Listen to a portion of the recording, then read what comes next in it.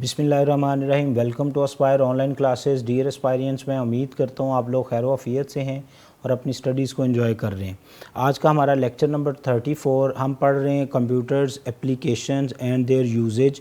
हम कंप्यूटर्स के जो सॉफ्टवेयर्स हैं या कंप्यूटर का जो है या कंप्यूटर की डिफरेंट किस्म की application, hardware application, software applications या डिवाइसेस, उनका हमारी जनरल लाइफ के अंदर क्या क्या यूज़ है वो हम टॉपिक है। लास्ट के अंदर हमने देखा था use of computer in education.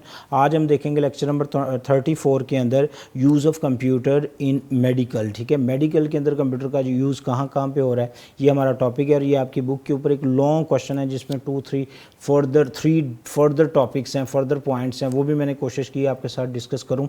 तो हम चलते हैं जी, use of computers in medical. First thing, computer is playing very important role in medical fields. ठीक है, तो आपने जब इसका आंसर लिखना शुरू करना है तो आपने इन्हीं लाइंस को फॉलो करना है, क्योंकि जब पेपर चेकर है वो देख रहा है कि ये जो पैराग्राफ है या जो बच्चे की स्टार्टिंग है वो होती कहाँ से।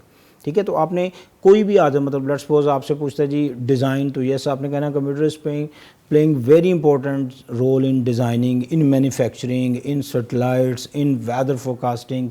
ठीक है, जिस किस्म का टॉपिक आपसे पूछा हो तो आपने ये लाइन उसमें ज़रूर मेंशन करनी है।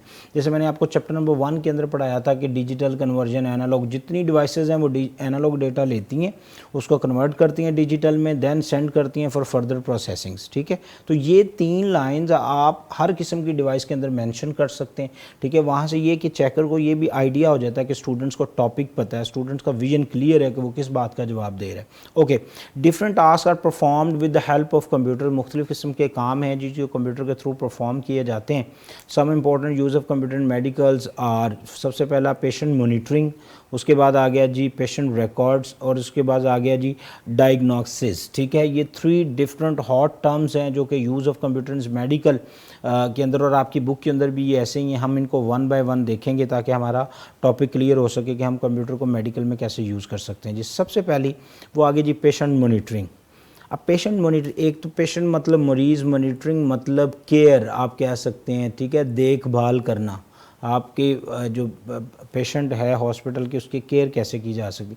तो ऑनलाइन है, मतलब आप किसी लैब को जाके टेस्ट करवाते हैं तो आप घर बैठे उसके टेस्ट के रिजल्ट्स देख सकते हैं। ठीक है, लेकिन ये पेशेंट रिकॉर्ड्स में आएगा, मॉनिटरिंग में नहीं आएगा। मॉनिटरिंग में ये है कि मतलब आपका पेशेंट बेड पे है तो जो नर्सेज हैं, जो मेडिकल, ये पैरामेडिकल स्टाफ है वो बार बार आ रहे हैं, या मेडिकल स्टाफ जो है वो बार बार आके जनाब नब्स पकड़ के चेक कर रहे हैं जी पल्सेस चल रही हैं नहीं चल रही, प्रॉपर चल रही हैं, ब्लड प्रेशर क्या है, लो है हाई है, शुगर लो है शुगर हाई है। ये सारी टर्म्स अब हम इन चीज़ों से बाहर आ गए हैं। हम क्या करते हैं, जैसे पेशेंट बेड पे तो हम डिफरेंट किस्म के सेंसर पेशेंट बॉडी के साथ अटैच कर देते हैं। And there is a monitor at the front, at the head of the bed, जहाँ पे पेशेंट पड़ा हुआ है। जैसे फ़र्ज़ करें ये आप लोगों के सामने, ये देखें, ये एक मॉनिटर है, आप गौर कर रहे हैं, ये एक मॉनिटर लगा हुआ है, यहाँ पे एक मॉनिटर मौजूद है। तो ये मॉनिटर्स कर क्या रहे हैं, ये डिफरेंट किस्म के मॉनिटर्स हैं, डिफरेंट किस्म की मशीन्स हैं जो इस पेशेंट्स की मॉनिटरिंग कर रहे हैं। अब ब्लड सपोज पल्सेस लो हो रही हैं या ब्लड प्रेशर बहुत लो हो रहा है तो सिस्टम बीप करता है।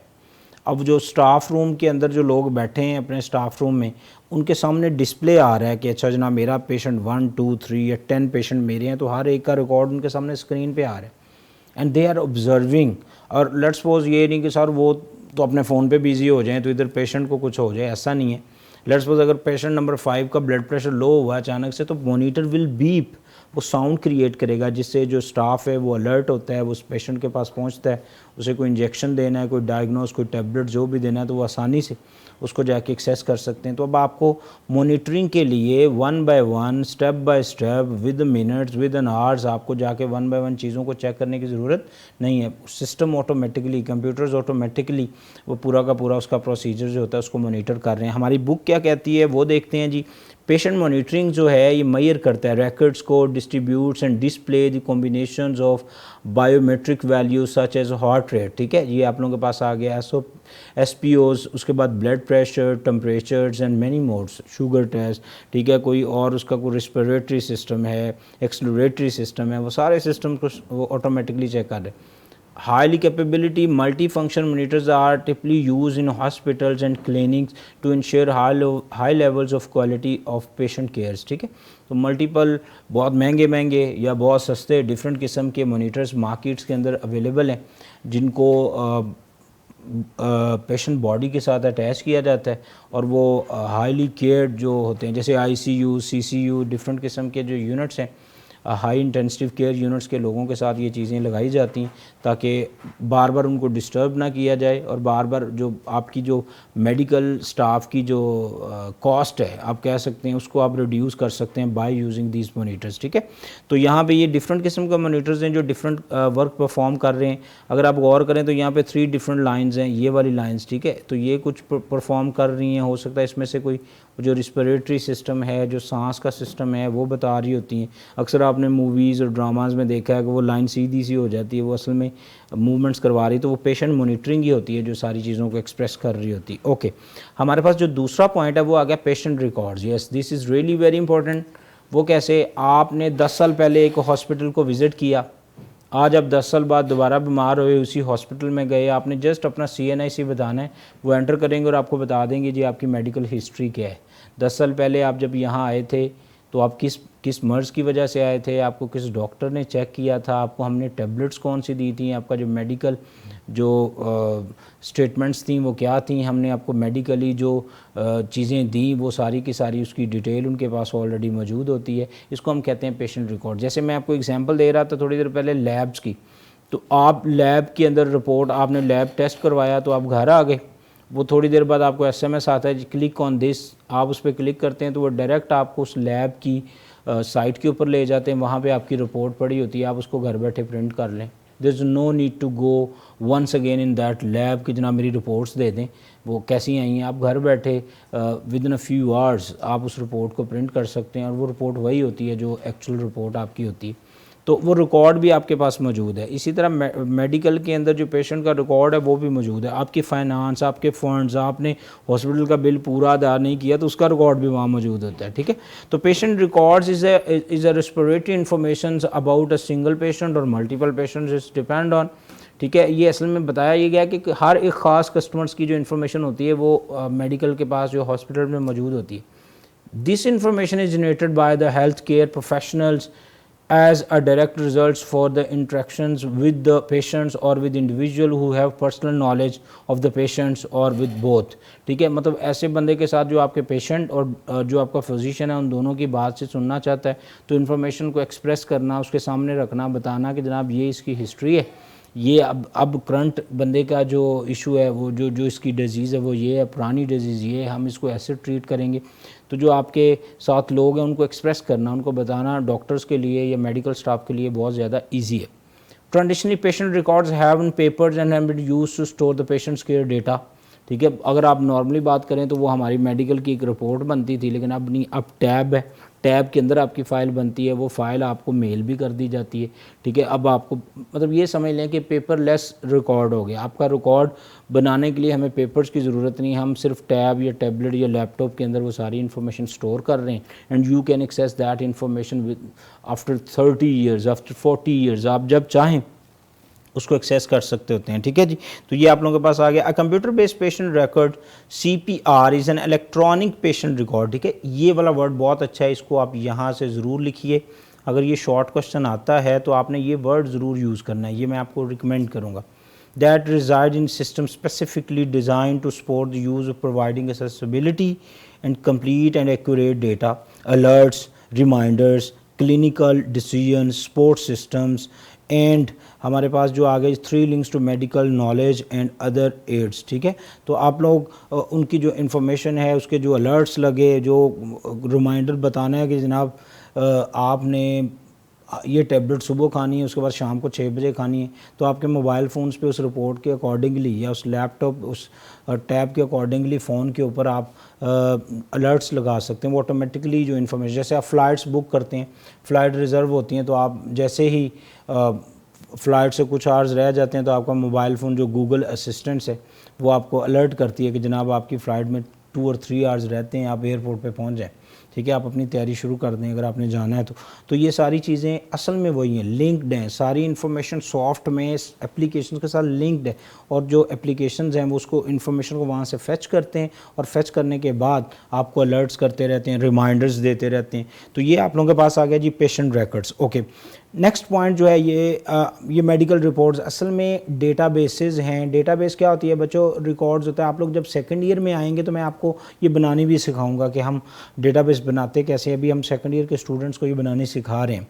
तो डेटाबेसेस के अंदर आपकी सारी इन्फॉर्मेशन पड़ी होती है। मैंने कहा था ना कि वो हॉस्पिटल के पास 10 साल पहले वाला भी रिकॉर्ड है, तो उस रिकॉर्ड कीपिंग को हम डेटाबेस कहते हैं।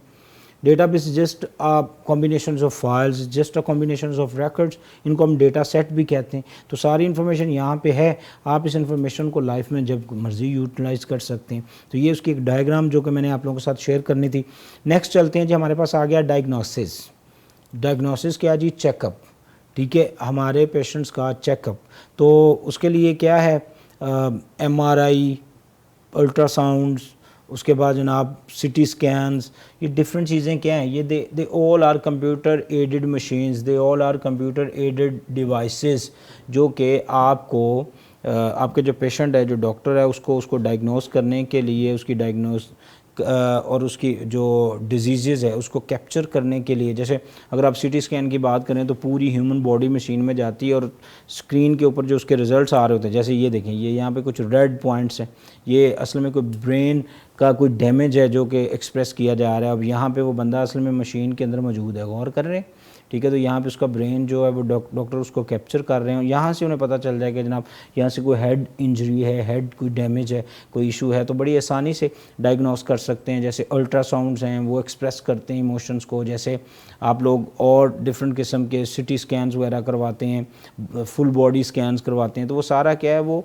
असल में डायग्नोसिस है। तो कंप्यूटर या इंफॉर्मेशन टेक्नोलॉजी आपकी इन प्रॉब्लम्स को बड़ी आसानी से एक्सप्रेस कर रहे हैं। लें जी, computer aided deduction, CADE, also called computer aided diagnosis, ठीक है, CADX, are the system that assist doctors, जो डॉक्टर्स को हेल्प आउट करते हैं in the interpretations of medical images. Interpretation वजाहत, एक्सप्रेस करते हैं, बजाते हैं, डिटेल से बताते हैं सारी चीज़ें जो भी medical, this one is actually medical image, ठीक है। और ये डॉक्टर बड़ी आसानी से रेड स्पॉट्स को देख के आइडिया लगा सकते हैं। आइडिया क्या, एक्यूरेट इन्फॉर्मेशन गेट कर सकते हैं कि इस बंदे को प्रॉब्लम्स क्या है, इसको डैमेज कहाँ कहाँ पे, और मैंने इसको कैसे ट्रीट करना है। और ये चीज़ जो आपके नॉर्मल अल्ट्रासाउंड्स हैं या नॉर्मल जो स्कैनर्स हैं उनमें नहीं आती, ठीक है, ये रेड स्पॉट्स नहीं आते। Okay, imaging techniques in X-rays, MRI and ultrasound diagnosis yields a great deal of information that radiologist or other medical professional has to analyze and evaluate comprehensively in the short times, ठीक है। तो जो information वो वहाँ से ले रहे हैं, उसके एक्सरेज, उसके MRIs, उसके अल्ट्रासाउंड्स, तो वो जो आपके जो फिजिशियन हैं, जो आपके डॉक्टर हैं, जो आपका इलाज कर रहे हैं, उनको, या जो मेडिकल प्रोफेशनल्स हैं, उनको आपके बारे में बड़ी स्पीड से जो कम्प्रीहेंसिव, जो ज़रूरी इन्फॉर्मेशन है जो कि चाहिए होती है, वो फ़ौरन within seconds, within minutes express कर देते हैं और उसका ट्रीटमेंट शुरू हो जाता है। ये नहीं है कि जनाब अभी एक्सरेज हुआ है तो एक्सरेज जो है उसकी अभी प्रिंट आएगा, फिर वो खुश्क होगा, फिर हमें पता चलेगा अच्छा हेड इंजरी, राइट नो, ऐसा नहीं है, ठीक है। अगर आप लोग को कोई कुछ सीरियस इंजरी है तो वो फ़ौरन सिटी स्कैन मशीन या MRI के अंदर आपको भेजते हैं और आपका सारा आउटपुट ले लेते हैं और अकॉर्डिंगली फिर आपका ट्रीटमेंट स्टार्ट हो जाता है। तो ये था कंप्यूटर का यूज़ इन मेडिकल, ठीक है। तो 3 बेसिक पॉइंट्स हैं जो कि हमने इसके अंदर डिस्कस किए। सबसे पहला पेशेंट मॉनिटरिंग, जिसमें हम पेशेंट्स का ध्यान रखते हैं, उसकी केयर करते हैं। जब पेशेंट बेड पे पड़ा है तो उसके साथ डिफरेंट किस्म के सेंसर्स मौजूद हैं जो कि उसको देख रहे हैं कि जनाब इसको कोई इशू तो नहीं है, इसको कोई प्रॉब्लम तो नहीं है। उसके बाद पेशेंट रिकॉर्ड्स हैं, ठीक है, पेशेंट्स की जितनी भी मेडिकल हिस्ट्री है, उसकी जितनी भी टैबलेट्स हैं जो वो खा रहा है, जो मेडिसिन वो यूज़ कर रहा है, वो सारी इन्फॉर्मेशन हॉस्पिटल के पास पहले से मौजूद होती है। उसके बाद डायग्नोसिस, पेशेंट को चेकअप कैसे करना है, वो सारी इन्फॉर्मेशन भी मौजूद होती है। होप सो आप लोगों को ये वाला जो पॉइंट है, ये यूज़ ऑफ मेडिकल, ये क्लियर हो गया होगा। अपना बहुत सारा ख्याल रखिए। अल्लाह हाफिज़।